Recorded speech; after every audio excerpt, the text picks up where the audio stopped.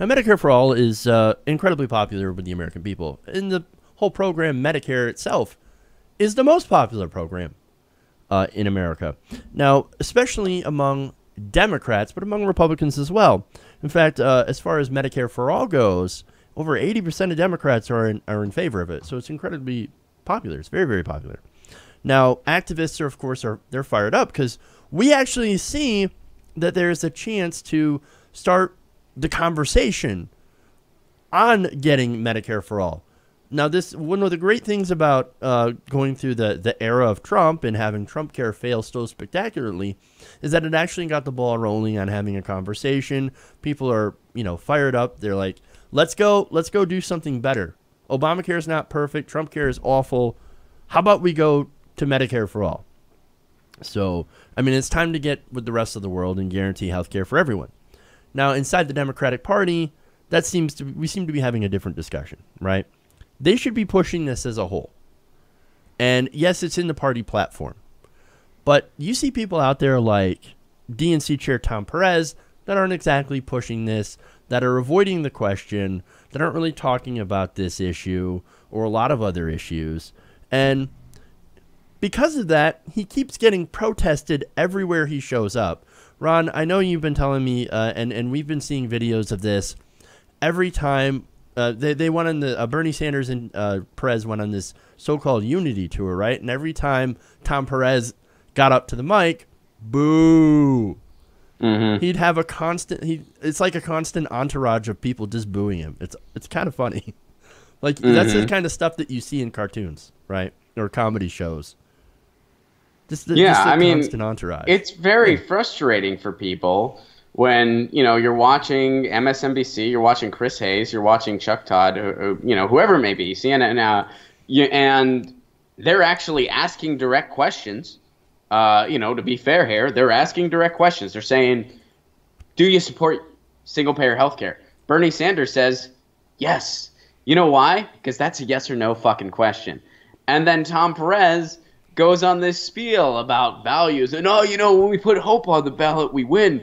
I'm sure some of you guys might have seen it. Me and Jimmy made a sketch once where I play a journalist and he plays Tom Perez, and I go, hey Tom, what did you have for breakfast this morning? And then he goes, when we lead with our values, everybody gets the best breakfast. And, my favorite lunch food is a turkey sandwich. And he just never – and that's what Tom Perez does. And people are really sick of it because he won't say the word single payer because, their donors don't want that. And people are seeing through it now. Not only that, but this guy is a very weak leader. There's nothing about him that strikes leadership, that strikes a direction. You can go on the Democratic website. You don't see a clear platform. They don't have clear ideas for anything. They don't have a clear idea on how to get to $15 an hour minimum wage. They just say they eventually want to see it. Well, I eventually want to see us go to Mars, but I don't have a plan on getting there, nor is it a big priority for me. And people are getting really sick of that. And they got really sick of it this past weekend in California. Yeah, they're tired of the platitudes. So whenever he goes up to speak, he's got this entourage of people that are booing him, that are chanting Medicare for All. And that's actually what happened in this video that I'm going to show you. There was a group, National Nurses United, that were saying, hey, Medicare for All, Medicare for All. They're leading some chants. They're leading some, protest against corporate Democrats. And then this happened.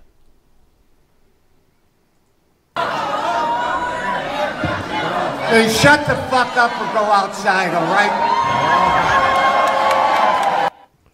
Shut the fuck up and go outside. He was addressing the National Nurses United, the protesters. Now, so who is this guy? Well, let me give you some context, all right?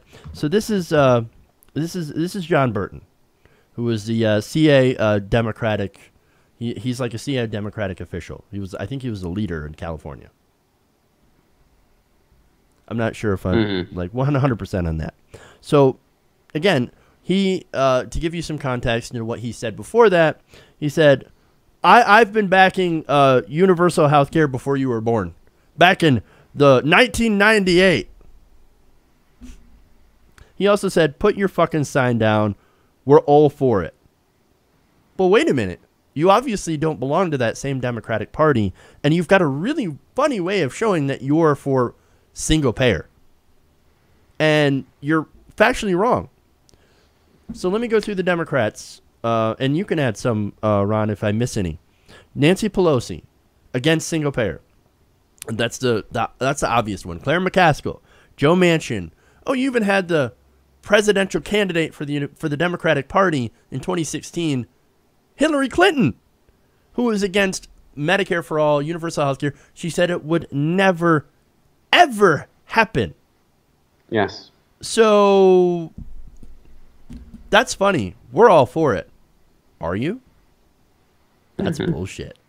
Did I miss any? And at one point in time, Hillary Clinton was. The Hillary Clinton of the early 90s sang a much different tune. And then something happened, Jeff. I don't know what that something could have been, but I have a feeling it has to do with checks from the pharmaceutical industry. And she definitely changed her tune a good bit. As did, and there were probably others in the Democratic Party that had a similar situation. Debbie Wasserman Schultz, another one that you didn't mention, she also does not support single payer. And there's graphs out there where they show you state by state, because there's a lot of single payer bills out there now. They'll show you state by state who does not support them and who does. Howard Dean, that's another one who got bought out by the health insurance industry. Mm-hmm. Yeah, I mean, so if you're going to say you're all for it, but you have no plan on how to get there, then obviously you're not for it.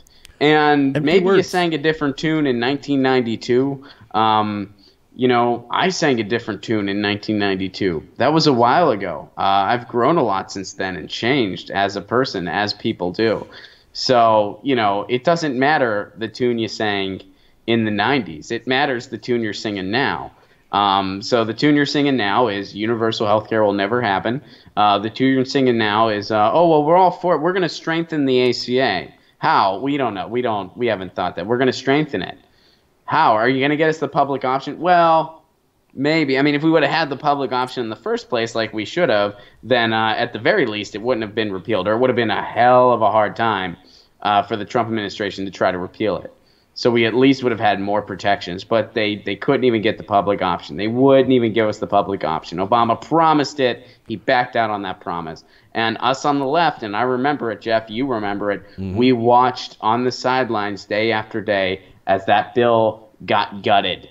It started out as maybe a sling on a broken arm, a homemade sling, but a sling nonetheless. And at the end, it became a Band-Aid on a broken arm. The sling would have been a lot better. Still wouldn't have been a cure for a broken arm, but it would have been a hell of a lot better than the Band-Aid that we got. Although that Band-Aid is a hell of a lot better than nothing at all. Because not only did we have a broken arm before, we had a broken arm that had like a weight on top of it. So we at least got the weight off and a Band-Aid on it. But that's not enough. That's not enough. So I don't know if you're going to change the Band-Aid, that ain't going to be enough either. Yeah. It's time for a real cast, which is a single-payer system. We had our step. So many people said, well, we need a step in between those two things. Well, you got your step. You got your step.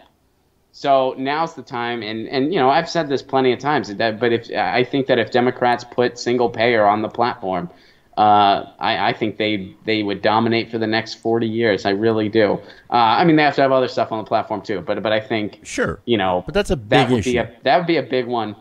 That would be a big one.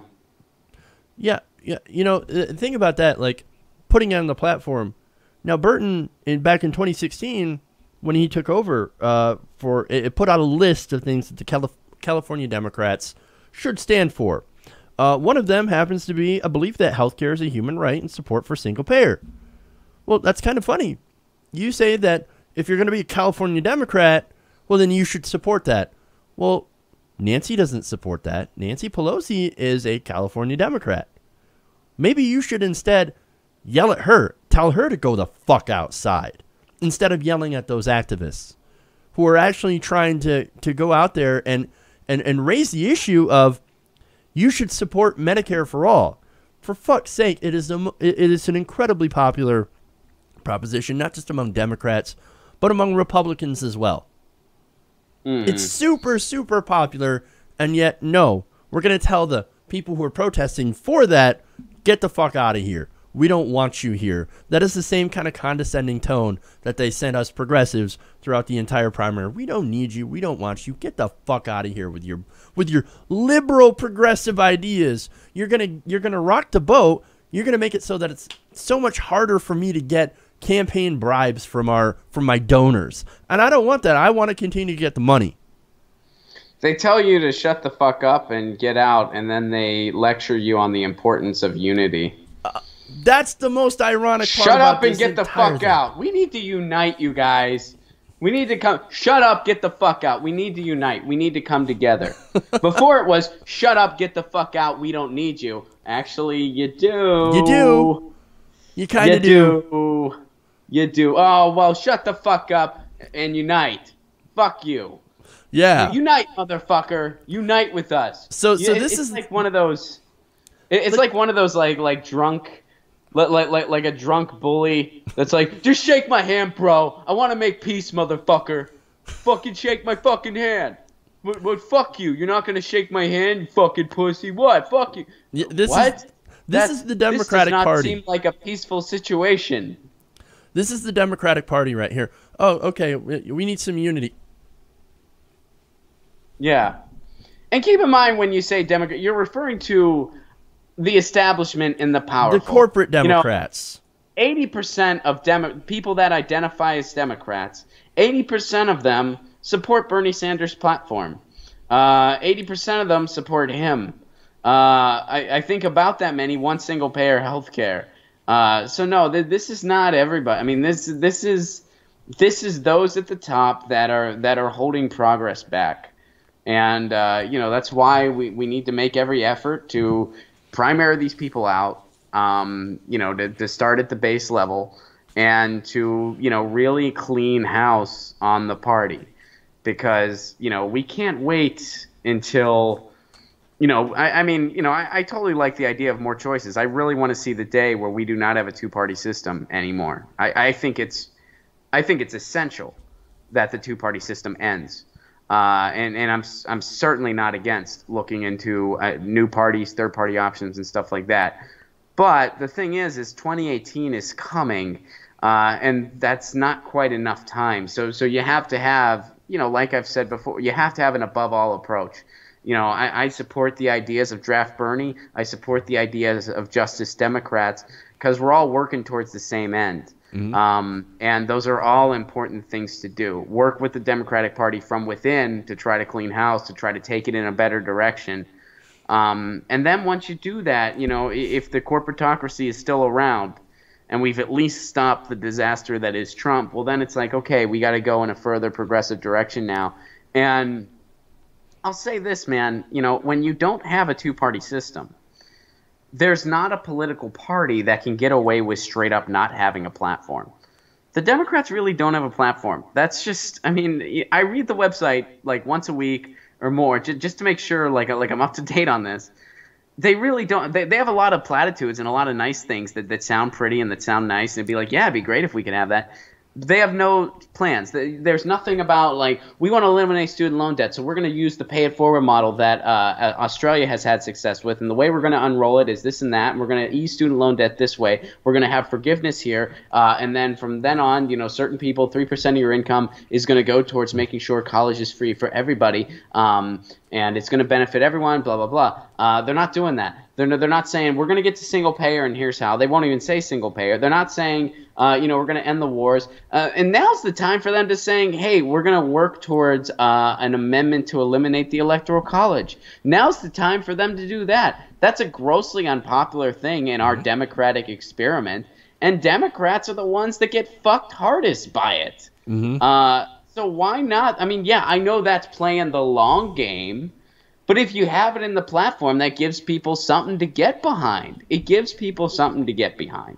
We're going to get to $15 an hour minimum wage because we need to have that sharp of a jump. We can't be like, well, eventually we'll get to 12, and then someday, you'll get $15 an hour. Baby steps. That's really easy to say to somebody that's never had to live on either $12 an hour or $15 an hour and can tell you there's a big fuck of a difference. And that's something easy to say to somebody that doesn't give a shit that if wages kept up with inflation, our minimum wage would be at about $20 plus an hour right now. That's easy to say to somebody that doesn't give a shit about that. But you know what? People on the left, they do. They do. And you know who else does? The working class. They do. And Democrats don't have that message. And that's why they're losing the swing states. That's why they're losing them. And they're not going to win them back with platitudes. And they're definitely not going to win them back by saying, get the fuck out of here. Hey, everybody. Thanks for watching this video. If you want to see more like this, please hit the subscribe button below. And if you want to support truly independent progressive media, please consider becoming a patron at patreon.com/TYTNation.